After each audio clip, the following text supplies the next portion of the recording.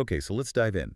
When you think Tokyo, and specifically Bunkyo Ward, the picture is usually pretty clear, right? Yeah, definitely. It's all about history, academia, the quiet sort of dignity you get around the University of Tokyo. It's literally called Bunkyo, the city of literature.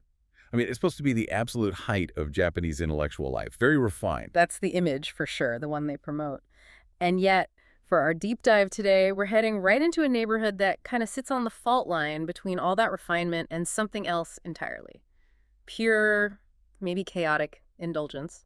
Yushima. Yushima. Right. And our mission really is to unpack this contradiction. It's one of Tokyo's great cultural paradoxes, I think. How so? Well, you've got this place revered for the Yushima Tenjin Shrine. The god of scholarship is housed there, drawing crowds and crowds of students praying for exam success. Huge deal, especially during exam season. Absolutely.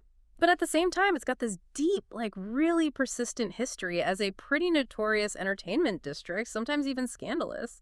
So scholarship and scandal side by side. Exactly. We want to figure out how a neighborhood so focused on the mind also became so dedicated to, well, pleasure. It really is what our sources call a kanatan, isn't it? Heterodox. Yeah. Sort of culturally out of step with its surroundings. That's the perfect word for it. Geographically, culturally, it's in this weird gray zone. You've got the high ground, spiritually and literally the place of learning. But just down the hill. Yeah. Boom. Something totally different. Right. You hit this raw, kind of rowdy energy that feels completely separate. More like Ueno, the downtown area. And that energy really marks the boundary, doesn't it? It often does. I mean, You've got Hongo, the university area, or the quiet residential parts of Bunkyo maintaining that studious calm. But then you get to the entertainment bits of Yushima 3 especially down near the Tenjin-Shida crossing. And it's just like stepping into Ueno. Culturally, atmospherically, yeah. It's pretty much indistinguishable from that downtown chaos.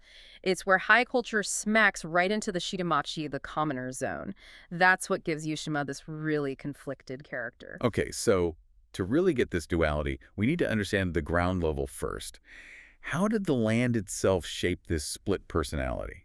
We have to start with the name, actually. Yushima. That Shima part means island. Island. Like literally an island. Historically, yeah, pretty much. It was this raised plateau, this geographical island sticking out above the lowlands around it. Wow. Back in the Edo period, this high ground looked out over marshes and tidal flats, what's now Shinobazi Pond, basically.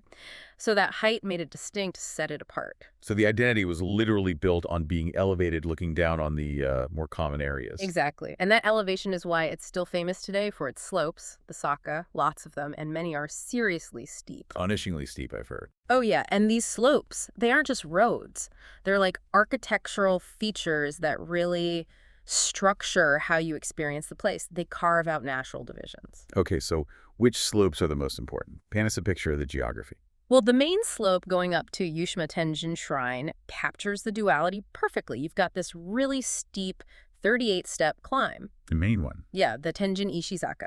But it's often called the Otokozaka. The man's slope. Right. It's direct, it's tough, suggests determination, effort, the path of the serious student heading up to pray. And then there's the easier option right beside it. Yep, the Anazaka, the woman's slope, gentler, winds around a bit, so right away you've got two different ways to approach the shrine. Interesting. But the slopes also frame the other side of Yushima. Think about Kiryodoshizaka, that's the cut-through slope. Ah, the one linked to Ishikawa Takuboku. Exactly, the famous novelist and poet. This slope is sort of etched into Tokyo's literary history because it was his daily grind. He walked that every day when he was struggling. Yeah, he was working late as a proofreader, often getting home around 1 a.m, trudging up that slope. That sounds exhausting. He wrote about it, too, put it right in his poetry. Something like, 2 nights in a row, around 1 a.m, I climbed the Kiryodoshizaka, but this, too, was my duty.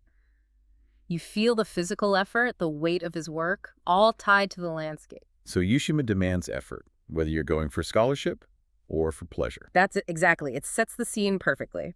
So on one hand, you have this intense focus on learning and medicine. Let's just lock down that academic core before we get into the demon's den. Good idea.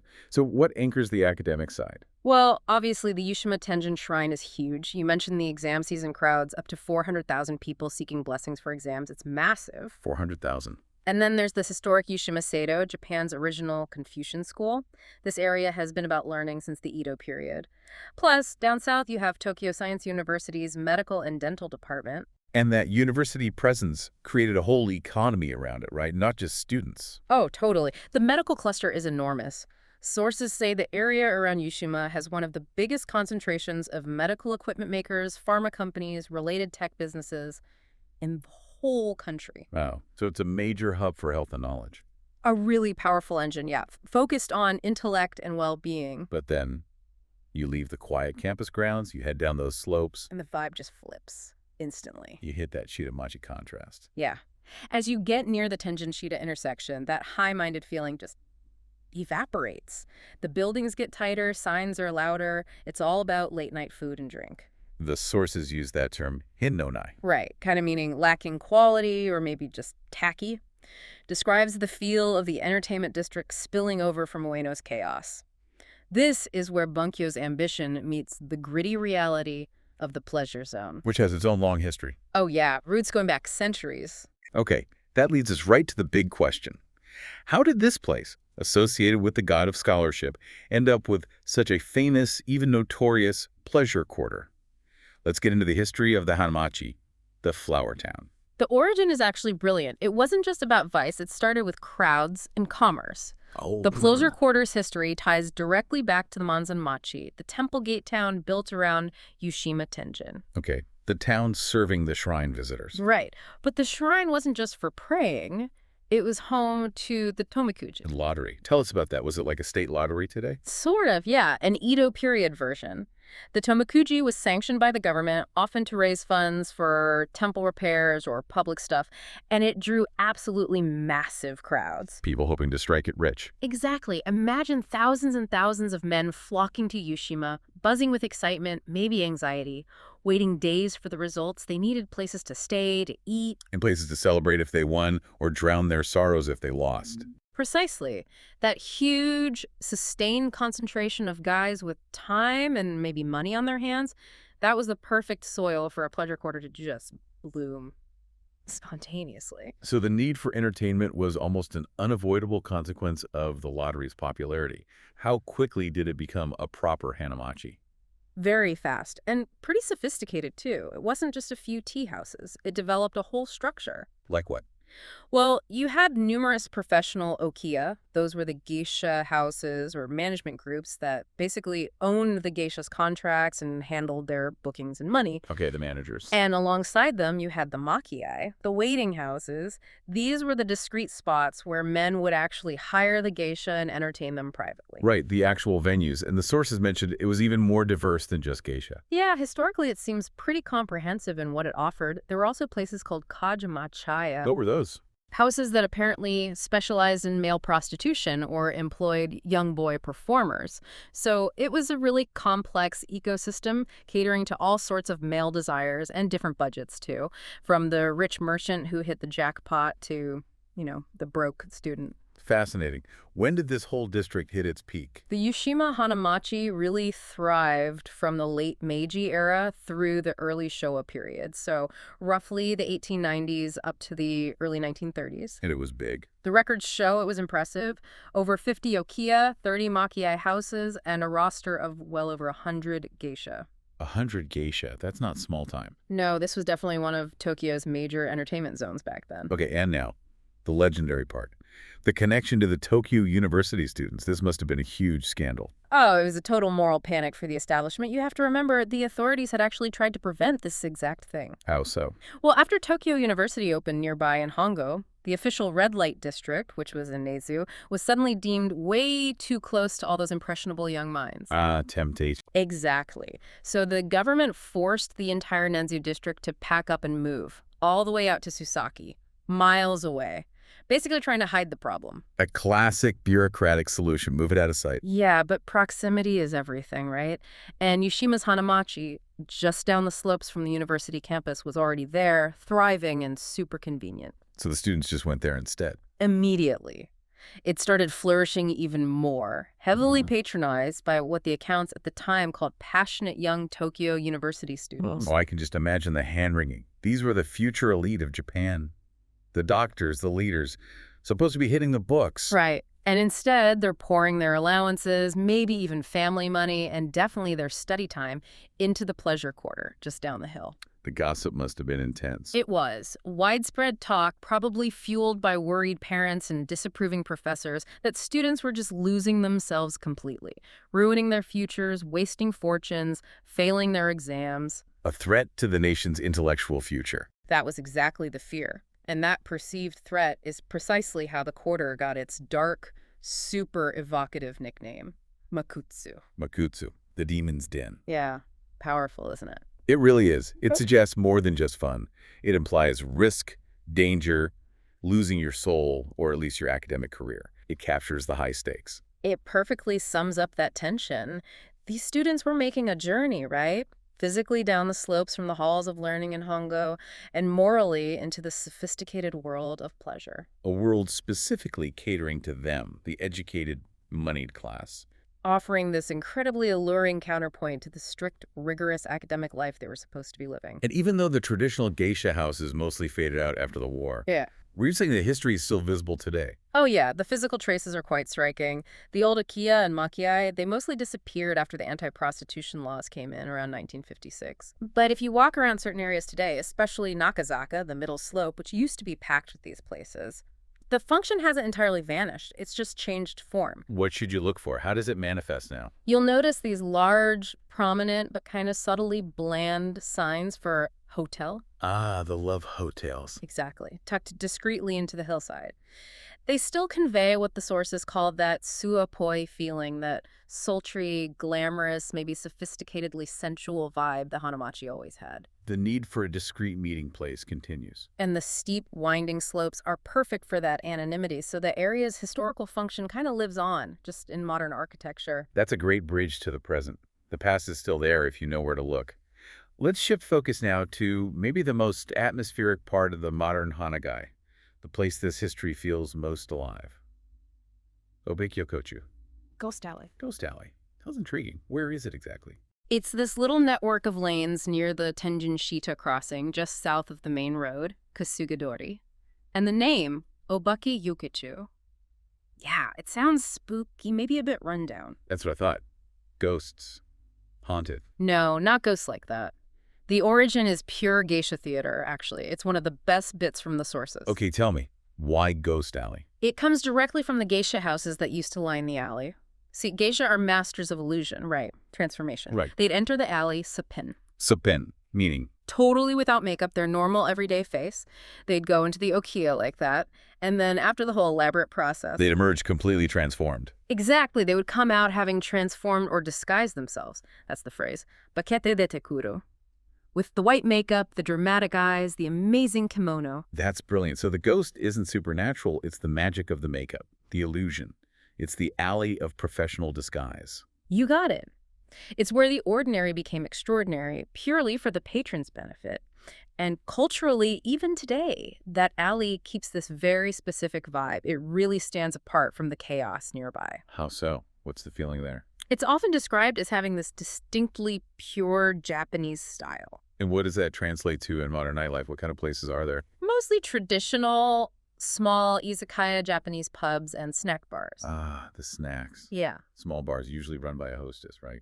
Oh. Very intimate. Yeah, exactly. And crucially, it caters almost entirely to what you'd call the normal Japanese salaryman. Your average office worker looking for a quiet drink after work. So it deliberately keeps itself separate from the rougher parts of Ueno. It really seems to. The sources strongly contrast Ghost Alley with the areas just north of Kasugadori. What's the difference there? North of the main road, you find more of what the Japanese sometimes call DQN elements. DQN, what's that imply? It's slang, often used for people seen as maybe lacking manners, common sense, sometimes a bit rough or low class, intimidating maybe. Plus, that northern area has more suspicious foreign bars, which adds to a different kind of feeling, less orderly. Whereas Obake Yokocho holds onto this protected, purely domestic Japanese atmosphere. Exactly, a very distinct flavor. And there was that other surprising detail. Something about the smell.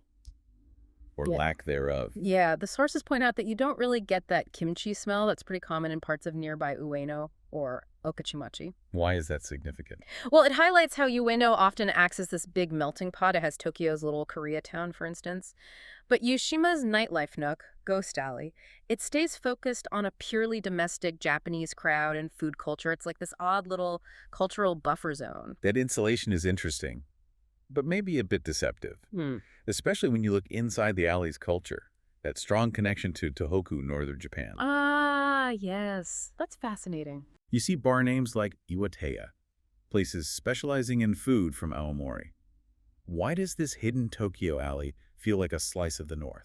This perfectly shows how local culture links back to bigger history, especially infrastructure. You have to remember Ueno Station, right next door. The massive train station. Historically, it was the main terminal for people coming down from Tohoku, northern Honshu, the gateway to the north, especially after World War II, when people migrated to Tokyo for work. So Ueno was their first stop in Tokyo. Their arrival point. And maybe they look for comfort, community, familiar tastes right nearby. And found it in the slightly quieter alleys of Yushima, rather than the main Ueno chaos. Seems likely. Those migrants needed places that felt like home, so they set up businesses catering to their own regional backgrounds. Tohoku food, Tohoku sake, a place to speak the dialect maybe. So the Tohoku bars in Ghost Alley today are like a living memory of that huge 20th century migration. Exactly, a remnant of the need for regional community in the giant city. But even with its charming, pure Japanese style, Yushima still has to deal with being neighbors with the Ueno chaos zone, right? It can't be totally separate. No, that tension is always there. You can be inside Ghost Alley enjoying a quiet drink and a traditional izakaya. But the commercial pressures from next door are definitely creeping in, especially if you step out onto the bigger streets like Kasugadori. What do you start seeing then? You start seeing signs for, well, less reputable places. Like what? Specifically, the sources mention these dubious continental massage parlors. Terikuke Massage 10. Okay, what does that usually mean? It's often local code for businesses that might be fronts for illicit services, often run by non-Japanese groups. Seeing those signs means the influence from the seedier side of Ueno is pushing closer. And the authorities are aware of this boundary pushing. Oh, yeah. That's why Yushima 3-Come, that main entertainment area, is now officially designated a Gangster Exclusion Special Reinforcement Area. Sounds serious. What does that actually do? It's a local rule aimed squarely at organized crime, the Yakuza. It makes it illegal for them to muscle in on the businesses specifically, collecting protection money, the mikaji meru. Stopping the shakedowns. Right. It's the authorities trying to make sure that while Yushima has this history as a pleasure zone, it stays relatively orderly and grown-up and doesn't slide back into the total chaos maybe associated with the old Demon's Den days. Okay, let's pull back a bit now, from the specific alleys to the bigger picture. How did modern Yushima get shaped? I was fascinated by how Tokyo's addresses changed, how history got kind of wiped off the map by bureaucracy. Yeah, that's a really interesting part of the story. It's about function versus history. Tokyo's old addresses were, well, they were a mess. Poetic maybe, but confusing. Very confusing, often named after landmarks that weren't there anymore, or tiny local features. A nightmare for the post office, for anyone new moving in, even for emergency services. And this became a big problem when Tokyo started modernizing rapidly. Especially around the '64 Olympics. The city needed to be navigable, efficient. So the government brought in the residential address law in the mid-60s. Exactly, 1962, fully implemented around 1965. It was nationwide, aiming to standardize addresses, rationalize the boundaries, make everything clear and logical. But the cost was losing those old names. A huge cost in terms of local identity.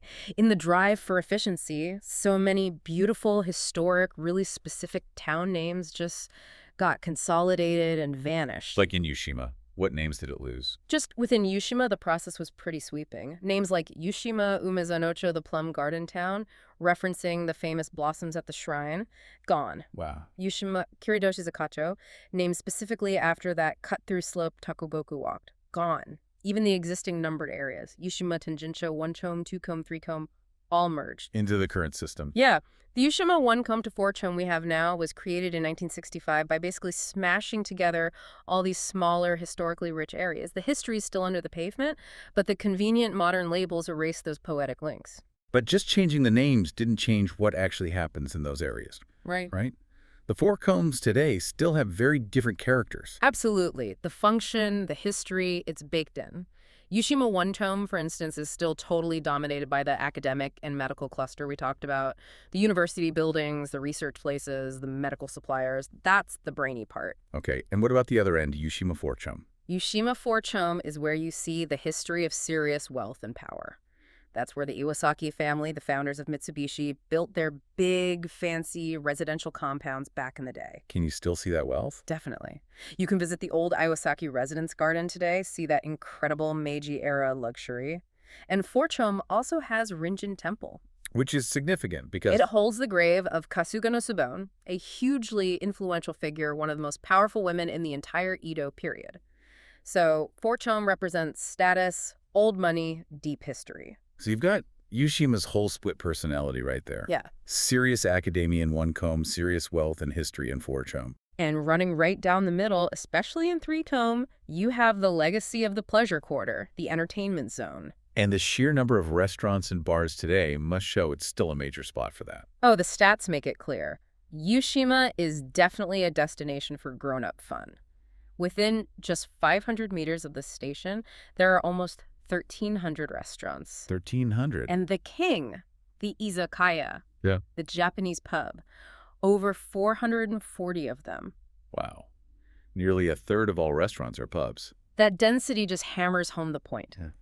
Yushima might be quiet and studious by day, but come nightfall, it transforms into this really dynamic place for eating and drinking. So the mood there now, it's a mix of everything we've talked about. Not pure chaos, but definitely charged. I'd say the overall feeling is compelling and definitely adult. Whether you're diving into the pure Japanese style of Ghost Alley, seeking out those traditional spots, or you're just walking those steep slopes dotted with the modern discreet hotels. Yushima offers this mature sense of atmosphere. It feels different from Ueno. It's often where Tokyoites go when they want a more discreet night out. A quieter place to socialize, have a drink, enjoy the city's pleasures, without the overwhelming, unpredictable noise and crowds you get right in Ueno. It feels more controlled, perhaps more sophisticated. This has been fascinating. This deep dive really shows Yushima as a place that makes you hold these two totally opposite ideas in your head at the same time. Right. The home of learning and the demon's den. And learning that the Ghost Alley name wasn't spooky at all, but this amazing theatrical nod to the geisha's glamour and transformation.